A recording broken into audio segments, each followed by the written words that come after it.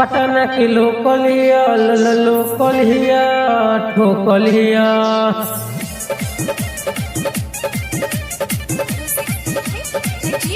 पटना की लोकलिया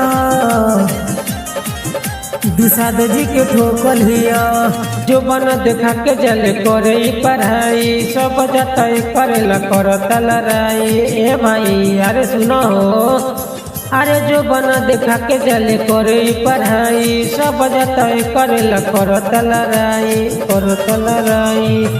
जवानी कर झर गई पानी पूरा सोखलिया।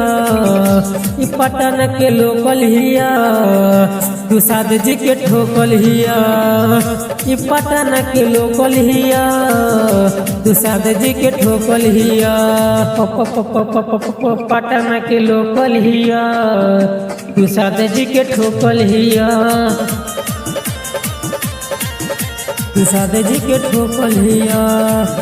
गौआ में मालई है पिया एगो सुपर मुखिया विधायक बारे पागल करे ऊपर बड़ी बनतिया एडवांस रे।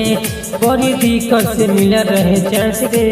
बड़ी दिक्कत से मिल रहे चांस रे। ई बाजू में आके हमारा तराजू को जोखल हिया। ई पटना के लोकल हिया दुसाद जी के ठोकल हिया।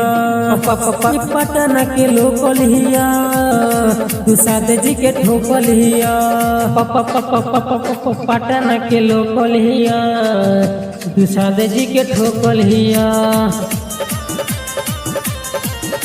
दुसाद जी के ठोकल हिया। छुआला पदे तदिया काटल काटल गारी। तू की लगैले बा एक बेर अनिले अनारी। लगे देखे में माल बंगाल के रात भर दिले बिया अनिल लाल के। रात भर दिले बिया अनिल लाल के। अनिल आशिक से कई बेर घोकल हिया। ई पटना के लोकल हिया दुसाद जी के ठोकल हिया। ई पटना के लोकल हिया दुसाद जी के ठोकल हिया।